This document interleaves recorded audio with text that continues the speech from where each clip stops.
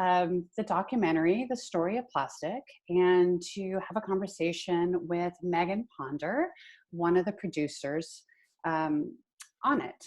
So let me just give a little bit of background on The Story of Plastic, and then I'll give Megan's bio, and then we'll just start a conversation. There's a couple housekeeping items that I want to go over. And then before that, I just want to say, I want to make this as interactive as possible. So this is a conversation between Megan and myself, but it really is a broader conversation with all of you. She's traveled the world. She's doing many of these on a weekly basis all across the nation. And so she's an expert at the federal and state and even local level on zero waste and plastics pollution crisis, but also other environmental impact areas. So please, please, please do not hesitate to put in the chat box or more ideally, the Q&A box that you can be found, both of them can be found at the bottom of the Zoom app. If you can just make note of the chat box in the Q&A box, we will try to field those throughout this hour, okay? We will try to keep it to an hour. If there's a lot of interaction and conversations and questions, and people want to stay on for a little bit longer, we will do that. So it's not a hard and fast stop at 7:30. Okay, so I think that's it. I think the last housekeeping item is this is being recorded, and once this is over, in the next 24 to 48 hours, you'll be sent the recording of this conversation. Does anybody have any questions? Okay. So let me give you a little bit of backstory on The Story of Plastic. It was filmed across 3 continents and features interviews with experts and activists on the front lines.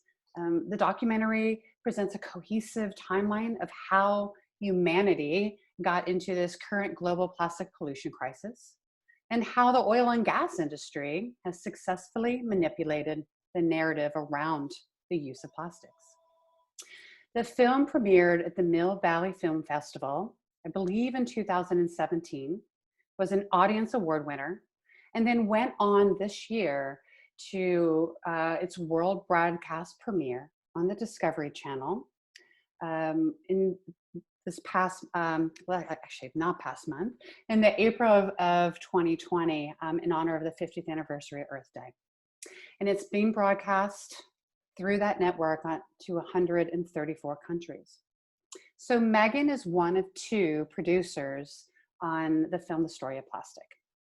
Her executive producer, Steve Wilson, is not here. He was supposed to be here. We were supposed to be in conversation together, but he unexpectedly and happily brought in 2 humans into this world yesterday. So he has his hands full, as well as his wife. But Megan, let me introduce Megan.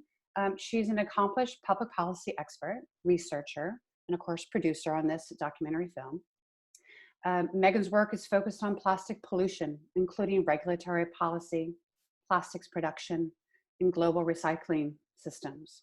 She's consulted for global and national plastic pollution campaigns and initiatives, and has worked with stakeholders representing government, industry, and community perspectives on plastic pollution and waste management. She also is the co-director, along with Steve, of the Peak Plastic Foundation. And we will talk more about that at the end of this conversation and point you to how to learn more about Peak Plastic Foundation and how to get involved. She is an Oregonian, so she's local to us here. And she's involved in local issues, including forest practices, clean water, and wild fish conservation. So it's good to see you again, Megan. Well, hi, Kate. Thank you. And thank you, Amy. And thanks to everyone joining us. I hear it's a beautiful day in Portland, and I know that we all have lots of things competing for our attention right now. So I appreciate you all being here.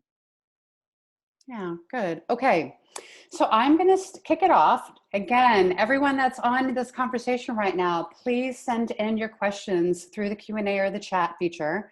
I don't want to be the only one talking, and I'm sure Megan's going to be talking a lot, but I don't want to be the only one asking the question. So I'm going to send you over a pretty easy initial conversation, easy question, and just tell us a little bit about the film, its making, and what was the impetus for doing so.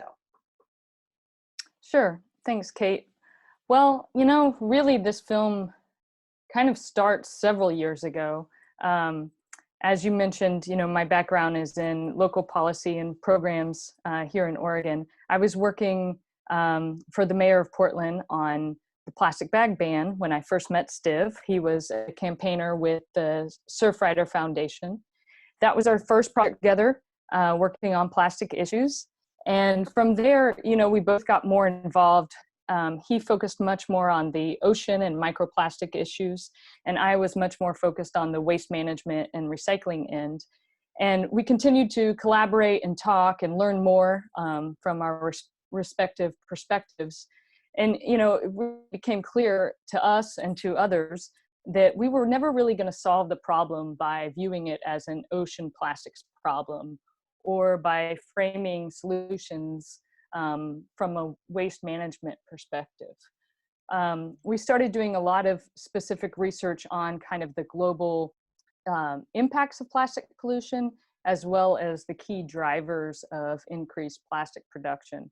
And really, we learned that the issues of plastic pollution include a massive increase in single-use plastic production, aggressive product expansion into new emerging markets with varied infrastructure, and of course, a reliance on foreign markets and exports for recycling. So our goals setting into making the film was really to tell the story of plastic pollution across the entire plastics life cycle, from feedstock extraction to end of life. And, in doing that, we really saw that there was an opportunity to include broader perspectives and broader voices in the story. And we wanted to make sure to highlight solutions around the world. So we spent a few years traveling. We did some research trips first, and it was an interesting time to be traveling. We were actually in Asia and in China when China announced the import ban in 2017. And then we brought on, we had an amazing team, the director, Dea Schlossberg, who also was filming, and the cinematographer, Melissa Lesh. And the four of us traveled and filmed for a couple of years. And just really our job was just to listen and learn from communities around the world, sharing their perspectives on the problem and their solutions.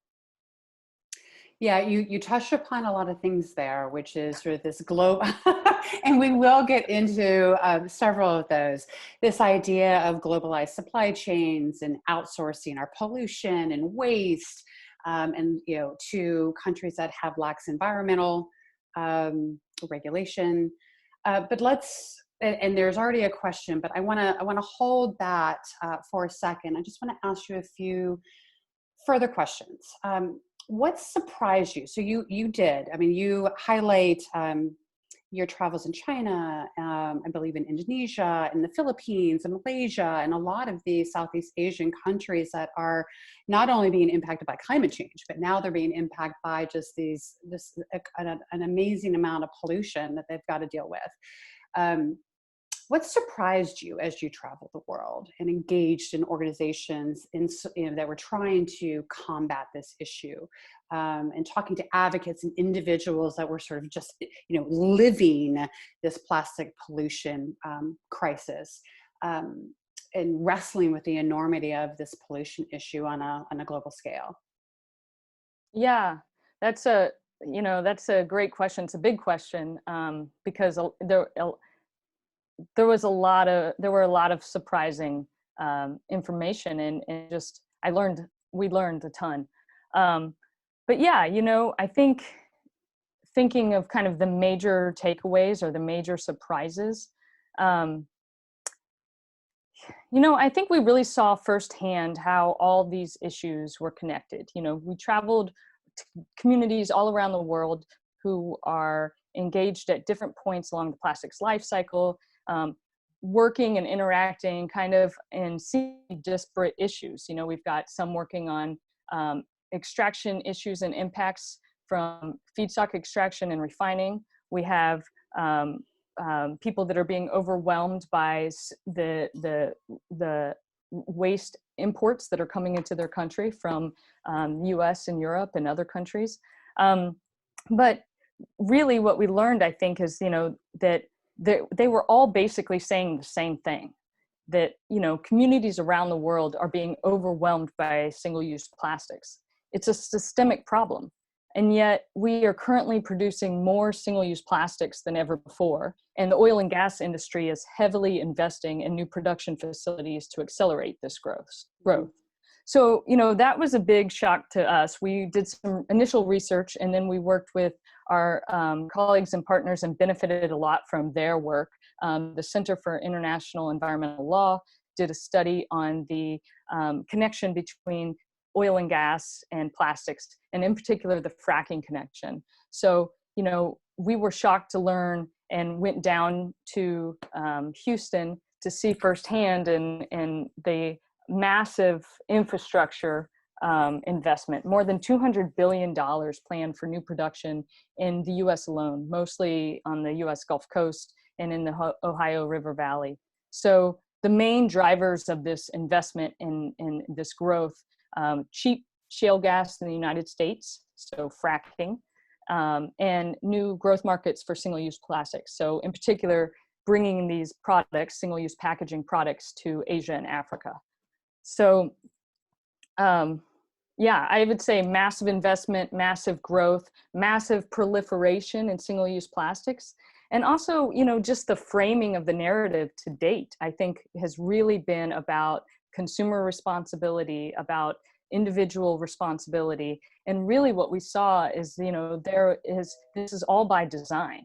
And that this targeted expansion and growth into areas that to date, their collection system and infrastructure has managed well processing, you know, mostly organics or high value plastics. They're now being overwhelmed by more and more low value, increasingly non-recyclable plastic waste. Over and over, we talked to communities who said, you know, their traditional practices were being overwhelmed by these small single-use plastic packaging sachets that kind of like look like ketchup packets or emergency packets, I guess, and more their products, from personal care products to the things that they needed to do daily life, to soy sauce, as it's mentioned in the film. Anything that they used to buy as staples and they used to go to the market and bring their own containers is now being sold to them in single-use sachets. So these industries are rapidly advancing into new markets. So yeah, I mean, right. Right. I mean, you read a lot about that, where they're seeing how there's these new middle classes that are rising in these developing countries like China, India, Brazil, and the way that they want to serve them is to make their products affordable. And so it's these one-off sachets, right? And so, again, they're just creating product, but they're not thinking about how the end use of that product is going to be sorted and, you know, disassembled and used again, right? Exactly. So bringing it very much to the present, and we all know that we're living in this time of COVID. In this global pandemic under quarantine, and there is this huge health concern. And what we're seeing actually, and this is relevant to plastic use, because what we're seeing is we've almost had to fall back on by default to this one and done use of a lot of things right now in our life, right? Definitely in the healthcare system and the nursing care system, but also sort of food packaging, right? Safety food packaging that just has additional packaging on it to ensure that it's not exposed to any virus or anybody that has a cold or cough that's coming in to shop. So we have this broad awareness, and that grew after China stopped taking our trash, essentially, right, and processing the plastic over the last couple of years, and all these bans that have come into place. And then COVID happened, and there's been sort of a regression back to, well, we it's an absolute necessity. How do we how should we consider plastic use and its attendant pollution issues during this pandemic that, it's uncertain when it's going to resolve itself? Yeah, Kate, I appreciate that question. There's a lot in there, but just to kind of maybe even to oversimplify it here, but I've been hearing from a lot of folks that that have worked on these issues for years, or people that have worked with their communities to transition away from single-use plastics, and there's a lot of concern right now on a number of issues, right? But there's a lot of concern right now that some of that work and some of the progress that we've seen in recent years around single-use plastics is being rolled back. So we're seeing grocery stores, we're seeing retailers, restaurants, others kind of revert back and starting to use single-use plastics where they haven't. We've seen massive requests for rollbacks from industry. And I would say that the single-use plastic component of that is just a small piece. I mean, really, we're massive industry requests for bailouts of the oil and gas sector broadly. And, I think my message on plastic, single-use plastic, is take a breath, relax. I think overall, these are, yeah, it's concerning to see rollbacks, but public awareness of plastic pollution is not going away. More people know about this than ever and are committed to making change. So I think in the short term, yes, we're probably going to see some rollbacks on our single-use plastic policies. We're probably going to see more use of single-use plastics. Big picture, this issue isn't going anywhere, and we're going to keep demanding change. I think more importantly, or what is more concerning to me, is the massive rollbacks on enforcement and monitoring of EPA regulations, particularly in areas where these massive plastic production facilities are operating. And I think we really want to think carefully and really be vocal about how these bailouts are occurring and what we're investing in moving forward. I think, obviously we all know that some of the strategies in which we deal with climate change, or preparing communities to be resilient in the face of climate change, some of the strategies that we employ to reduce the impacts of plastic pollution, those all make our communities more resilient in times of times like COVID. And I think by thinking big picture, thinking systemically about how we come back from crisis is only going to help us propel forward in our efforts against plastic pollution. Well said. I want to go to that idea of companies saying, listen, this isn't important anymore. And they're sort of, withdrawing their sustainability efforts because, the claim that they have to focus on their core product offerings or the core business systems. But, the story of plastic very much tries to hit home this idea of the narrative over the last 50 years is very much been about, it's the consumers that have to do more, right? They're littering too much, or they have to reuse and recycle more, or, the municipalities and communities, they're just not doing enough about instituting curbside recycling, or, bottling programs, right? So it's this whole idea of like, it's just you, and it never goes back to this idea of, well, wait a minute, who's actually creating the products and using the plastic that can't be recycled and composted at the end of its life, right? So in part of having Climate Reality host this conversation is Climate Reality is very much about taking action and doing something about these pollution issues, these climate change issues that are impacting us increasingly over time scale. So the question I have for you is, how do individuals, and we're all consumers, right? So how do consumers, and which are equates to individuals, how do we pressure or influence companies, industry to change, right? To design products differently, to think about the end of life of plastic, and to think about how they're going to manage it and reuse it and upcycle it. And maybe the part B to that question is, in the story of plastic, you do mention the terms upcycle and downcycle. And so, I mean, but I'm not sure everyone fully understands exactly what that means. I don't think the typical consumer sort of thinks about products and packaging and materials in an upcycle or downcycle way. So maybe address that first, and then say, how do we influence companies to just rethink how they're producing and packaging their products for us? Yeah, and I think, I think Tiza addressed in the film, she talks a little bit about the data around, from plastics specifically. I mean, recycling has not been a success story.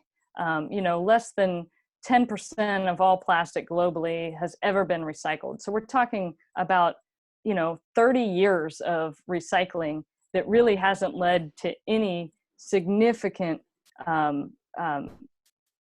results when it comes to plastic. And yet the plastic industry continues to push recycling as a viable solution. They've continually kicked and delayed and stalled meaningful policy action, for the last 20, 30 years by promoting recycling programs. And my background is in recycling. I worked for years developing, promoting, and working on recycling programs. And I have to say, after the research and the work I've done learning from others, plastic has really undermined the system. We've spent the last 3 decades in Oregon building up these collection programs. We've delivered carts to households and businesses. And, as more and more plastic entered the system, as more and more collection was the goal, we begin to rely on foreign markets to take it. It became more difficult to process. It became more difficult to sort. And, now the markets have fallen out, and the governments and programs are left on the hook. So, I think broadly, for decades, the plastic industry has focused on the consumer responsibility narrative. The goal of the film was really to shift the narrative to producer responsibility, the need for policy action, and systemic change. So individual action, while important, I think will never be enough without a parallel systemic change focused on reducing overall plastic production. Yeah, I mean, it gets to a couple of points that has hit home with me in the last couple of months. There was an article, I think it was in the Baltimore Sun, and it basically exposed the city of Baltimore for the fact that they haven't recycled their municipal recycling in 7 years. Now they've told their citizens and residents that please put all your recycling in the bins and we'll collect them. And then literally what's happened is the municipality has collected that recycling and just sent it to landfill and or incineration. But it also, I work with clients. There's one in New York, and they're a fast moving consumer product good company. And they said, hey, listen, we want to implement a consumer facing recycling program. And I said, the problem, that's fine. The problem is that you're going to collect all of that plastic and aluminum and glass, and very, very little of it is actually going to be done with it. It's either going to be downcycled or go into landfill and incineration. So yes, it's going to be collected, but we fundamentally do not have a recycling industry that's viable here in the United States. I think getting back to the upcycle and downcycle, I said, what would be more impactful is to think about how you design your products so that you move from virgin plastic to post-consumer recycled plastic, so material that's been recycled. You think about, not using as much of it, or maybe you move away from plastic altogether to glass or aluminum that actually have better recycling rates and can be recycled almost indefinitely. So it's this whole idea of, you have to think about it not at the end, but in the very beginning stages of product production. I'm gonna stop it there because there's a few questions I definitely want to pose to you that are coming from the audience. So Dave had asked, how do we even begin to escape using plastic in our daily lives here in Portland? I'm assuming it's Yeah. Portland, Oregon, and not Portland, Maine. Yeah, I mean, I think that's a fair question. I think, there's a lot that we can do individually to reduce our own impact and our consumption. But really, again, I think, and my background is in policy, and in the last few years, I've met with some of the most committed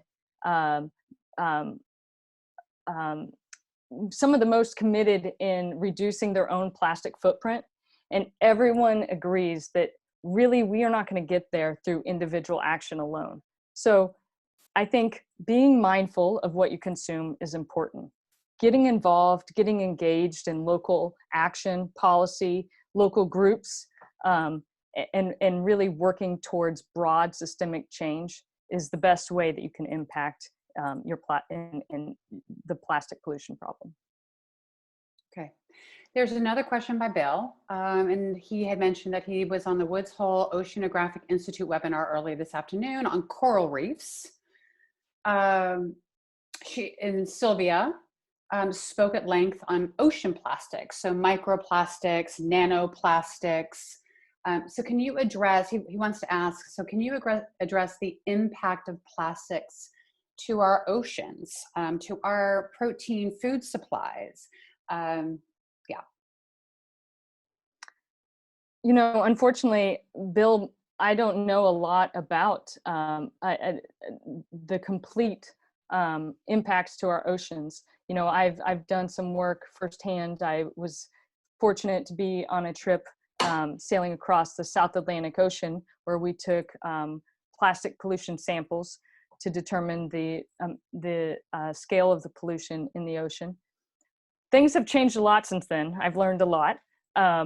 I think some of the most interesting research coming out right now, and probably some of the most frightening research around microplastics in the ocean and the impacts, are their impact in interfering with phytoplankton and the ability to sequester carbon. So actually interfering with the ocean's ability to sequester carbon. I think that is where there's a lot of unknowns, and probably the greatest impact. So I'm gonna sort of riff on that point a little bit. Not necessarily the impact to the oceans, but this idea that there's this public awareness of plastic bags, and there should be a ban on plastic bags and single-use plastic items, right? Megan, you're still there, okay?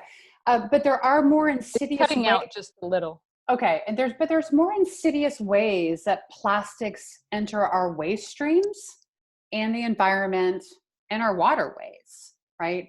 So it's also, there's a lot of plastics in the clothes that we wear. And in fact, there's an exponential use of new technologies that are, new formations of plastic in clothing. It's the use of textiles, right? So it could, it could be the sheets that we buy that are made of plastic, or the carpets that we buy that are made of nylon, or just plastic furniture, right? But it's also, plastics have entered our cosmetics and body products to a significant degree. And then, so that all that plastic that we wash our face on a daily basis, or the cosmetics that we, the lip gloss that we put on, that all ultimately falls off and goes into the environment. The clothes that are made of plastic, that are made of petroleum, and that's spandex, lycra, it's all that stretchiness that's in our clothes. Every time we wash those, that wastewater goes into our waste stream that just gets dumped into our oceans, and we can't grab it, right? So there's all these insidious ways that plastic enters our environment.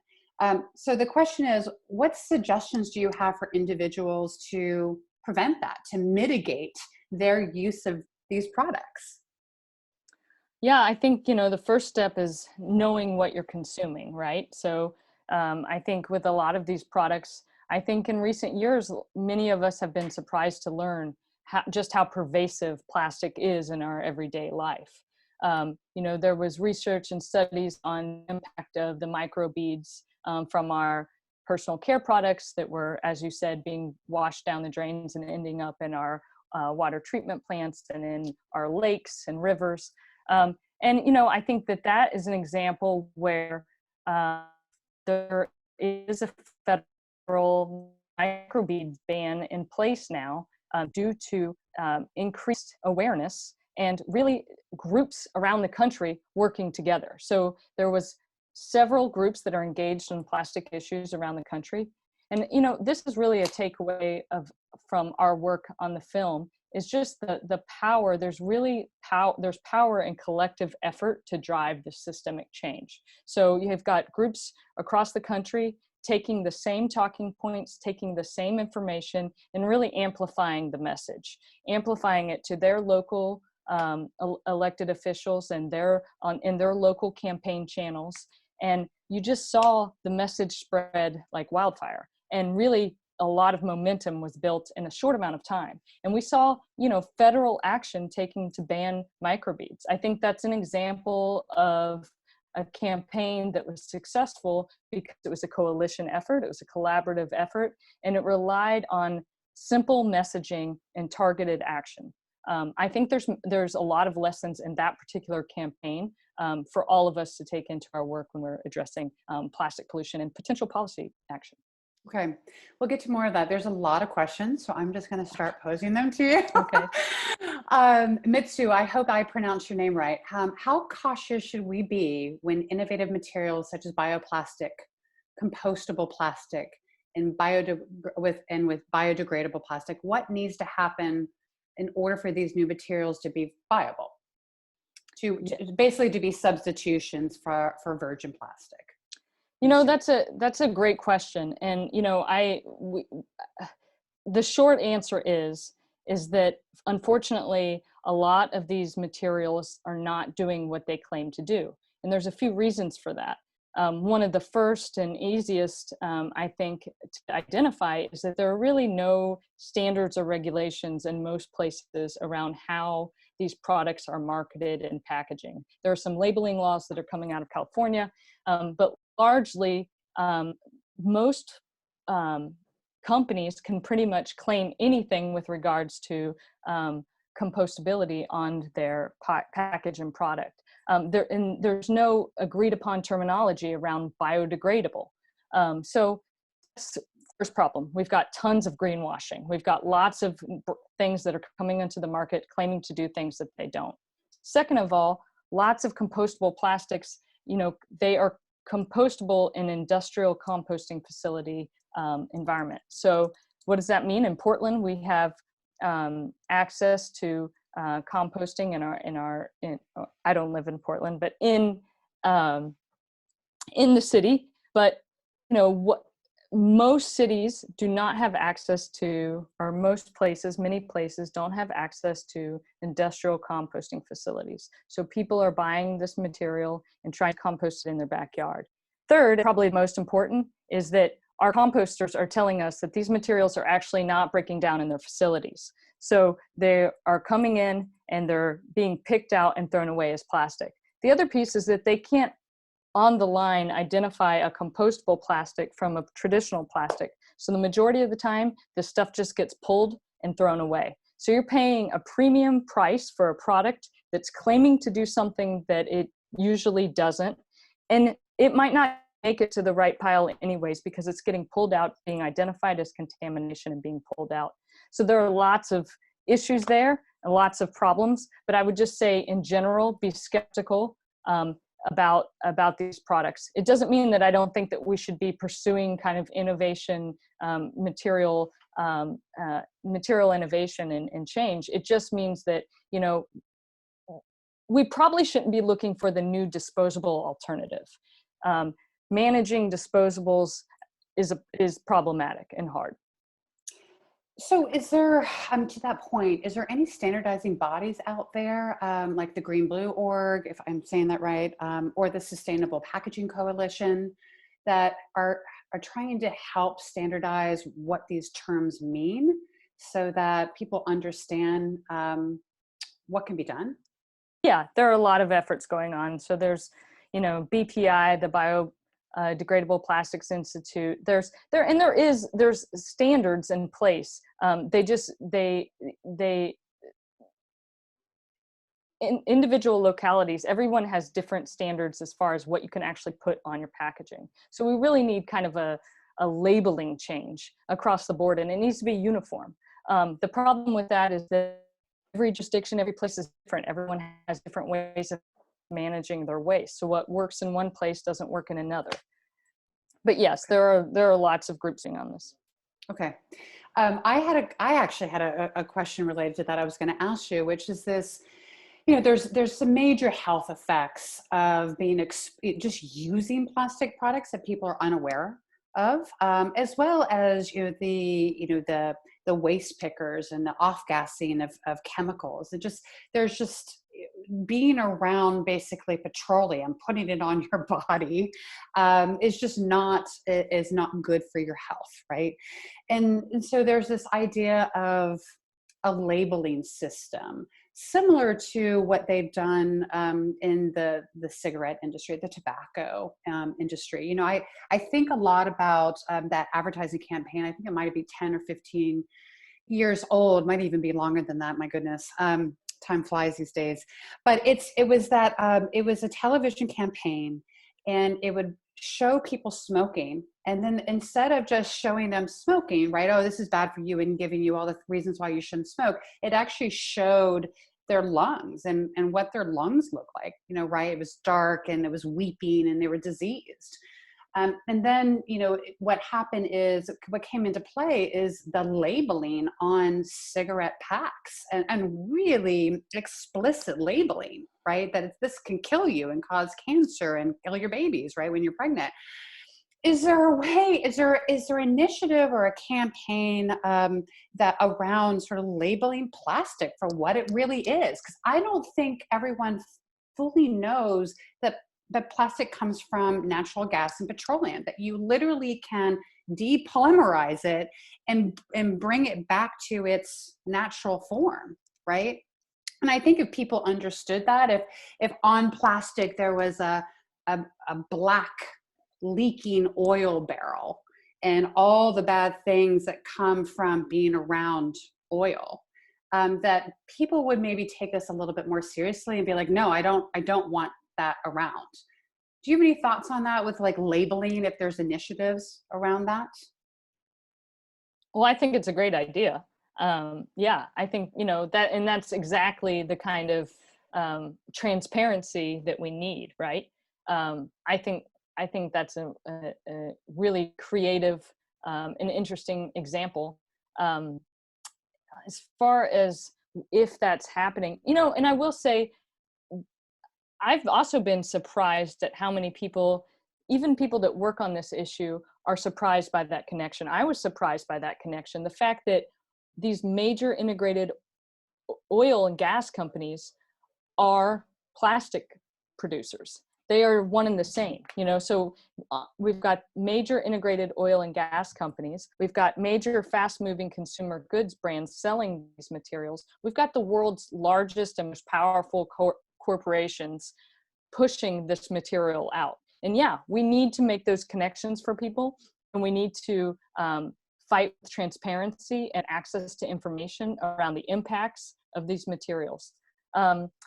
You know, one idea or one example comes to mind around the microfibers issue. So when in the state of California, they were pursuing a bill to address the microfibers pollution that occurs as a result of washing synthetic clothing. Mm-hmm. And so there was a proposal to label synthetic clothing inside with a tag that just, let folks know that this is could potentially or would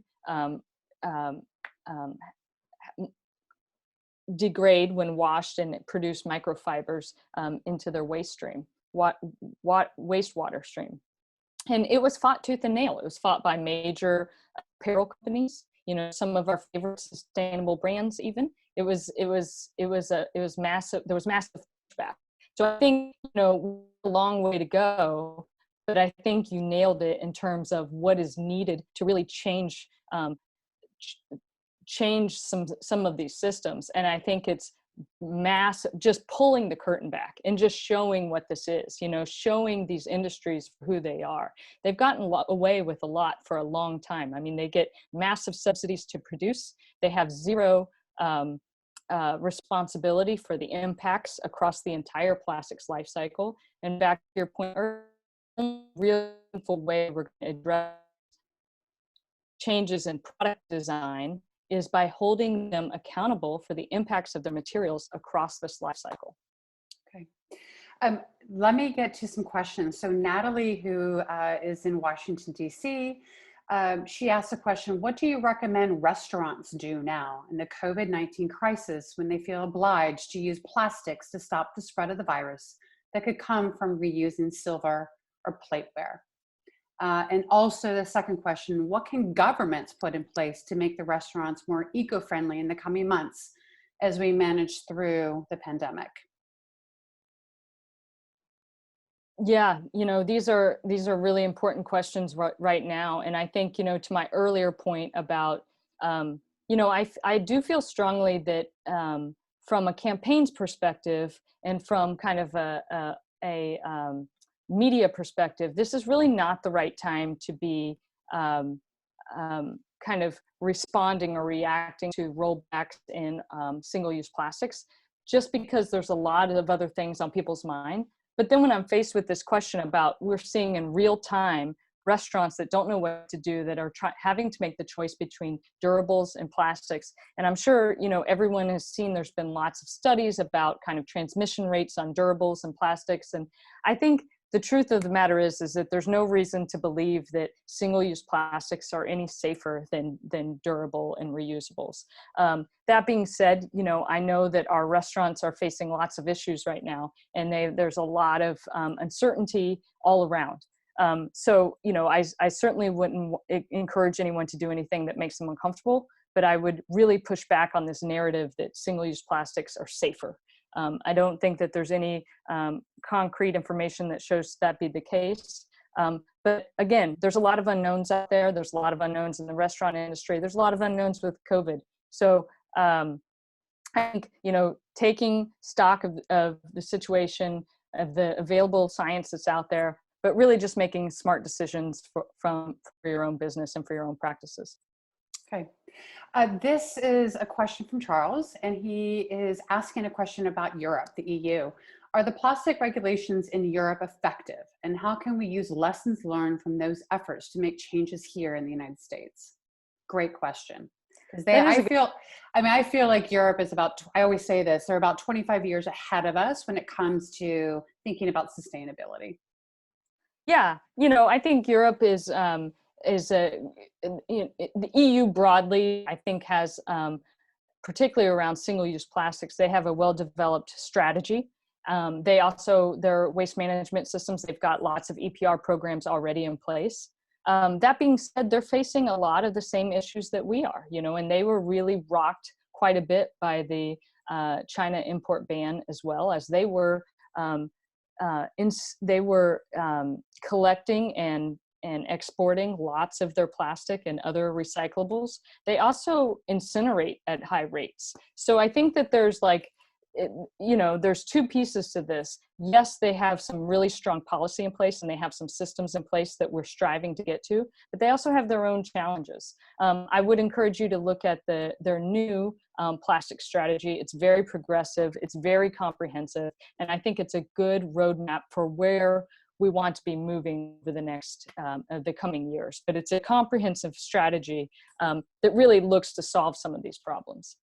I mean, the one good possibility to incineration is if we have a sufficient carbon capture system in place, that where they're incinerating, capturing the greenhouse gas emissions, and then reusing it, either burying it or putting it back into their system of manufacturing, right? So there's possibilities with incineration. Yeah, unfortunately, I just have not seen, I've seen so many examples of communities being hurt by incineration that I cannot endorse incineration at all. I mean, I think, you know, we visited communities in India, communities in China, communities that are being sold incineration. And, you know, the manufacturers of these incinerators are the same exact companies that are doing this in Europe. But these are monitoring and enforcement of environmental regulations and impacts. And, you know, even in the United States, we can't effectively monitor and enforce environmental regulations to protect people. So I would not advocate for burning of plastic. There are just massive dioxin emissions and problems. And I think until we can perfect and make sure that we're going to enforce and monitor and enforce and protect people, I don't think we should be putting them in that situation. Okay. Jane, there's a question of Jane. She says, True Earth, TRU, has a lot of plastic-free products. They just purchased laundry detergent and sheets packaged in paper. How can we get more companies to do this? To think before, in the design and product development stage. Yeah, so, EPR is one way, obviously, looking at extended producer responsibility. I think there's a ton of opportunity here, though, for, private sector innovation. I think we've got to inspire our local companies, we've got to inspire them to think differently about how we're delivering goods and services, about alternative delivery systems. I think we can, as policymakers and governments can put forth incentives for companies to rethink and package their materials. I think the bottom line is, plastic feedstocks are cheap and the costs are externalized. So, as long as there are cheap plastic feedstocks without any product design or recycled content mandates, we're going to get lots of cheap, crappy plastics out there. I think policy is a major piece.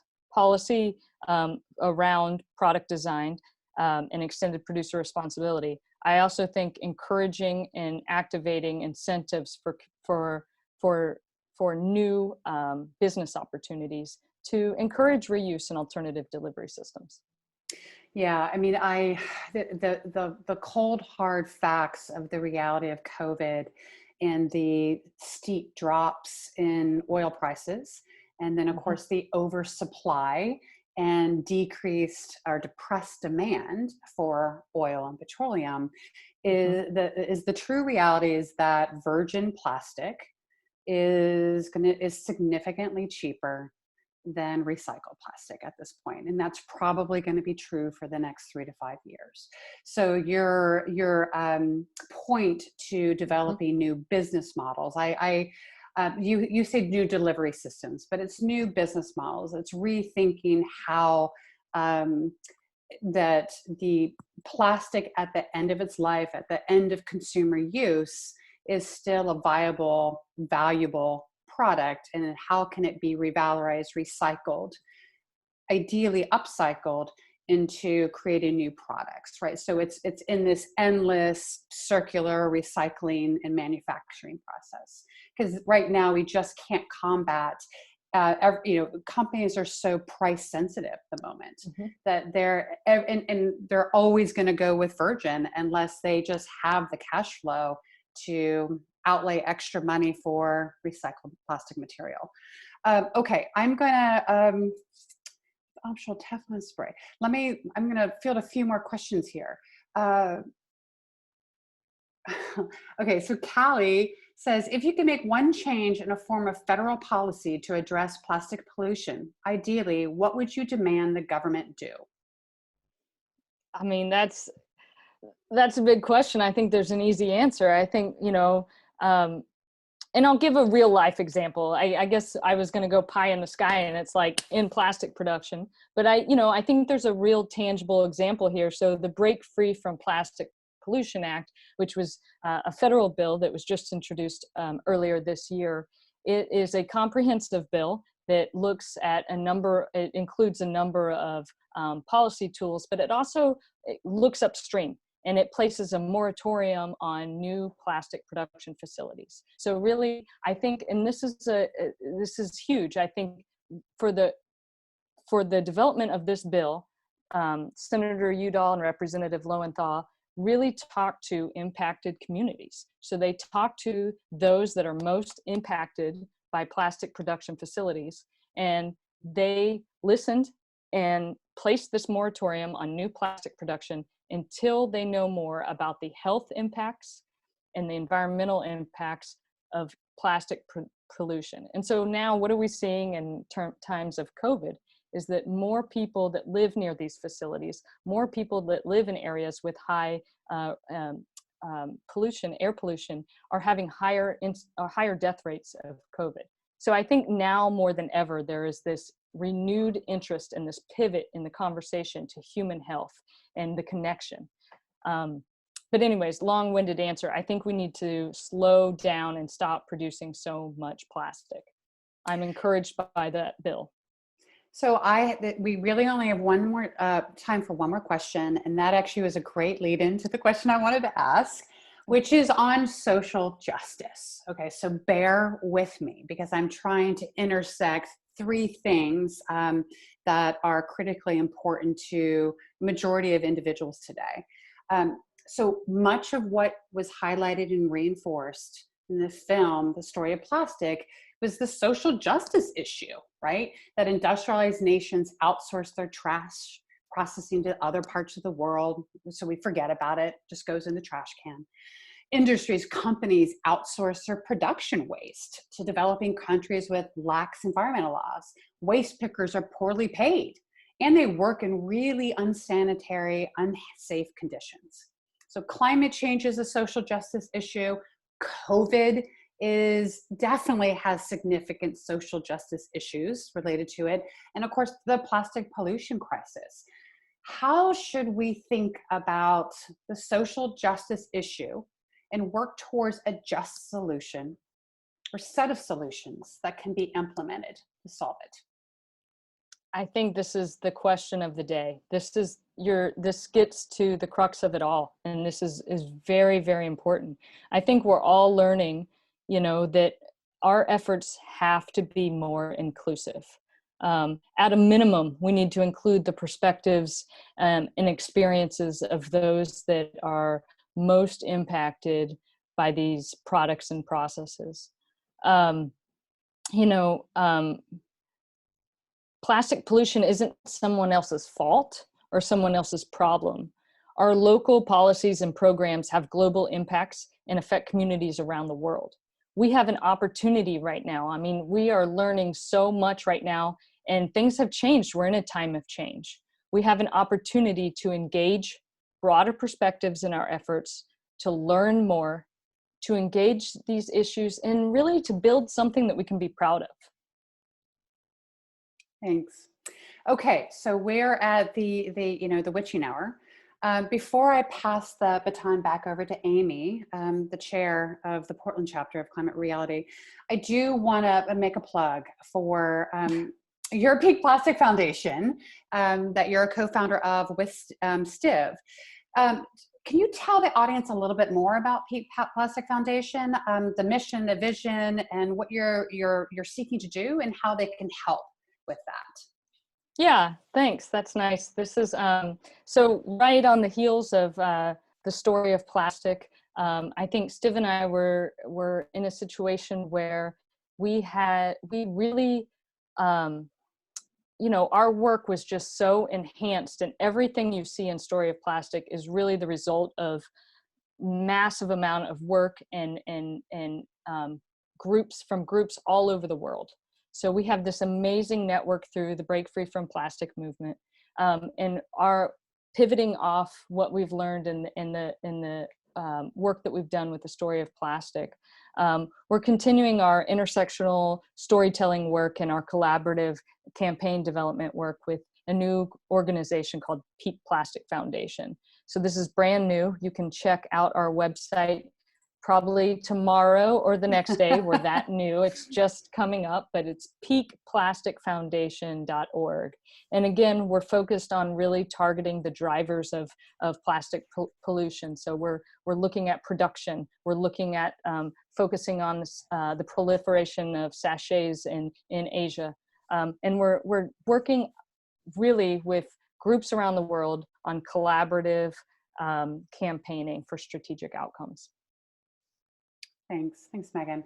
So I'm going to hand it back over to Amy, and she's going to close this out with any last messages around climate reality and this conversation. Megan, it was great to chat with you. Thank you. Kate, thank you so much. Yes, thank you to both of you, and thank you for everyone who attended on this beautiful day. This was just a really great conversation, and I've learned so much. My personal focus has been around food waste and plant-based, but after seeing this film, I just feel very motivated to work on plastics and zero waste. And so I'm hoping that some of the people who joined here today feel the same way. Films are so powerful. Climate Reality Project started with An Inconvenient Truth. And honestly, it started right after that film. And when I saw that film, it really brought to life how serious the climate crisis is. And after seeing the story of plastic, my eyes are open to even more issues. And so I hope that everyone will share it with other people. It's available. I've put links in the chat area, and you can watch it through another community screening if you need to. You can watch it on Discovery. There's multiple places you'll see on the website to watch that movie and just share the message, because after watching it, you'll never think about plastic the same way again. So, all right, I think that is it. I hope to hear from some of you, and we can keep going with this and get Portland doing the right thing. So thanks so much. Thanks for joining, everyone. Yeah. Have a good night. All right. Thank you. Bye.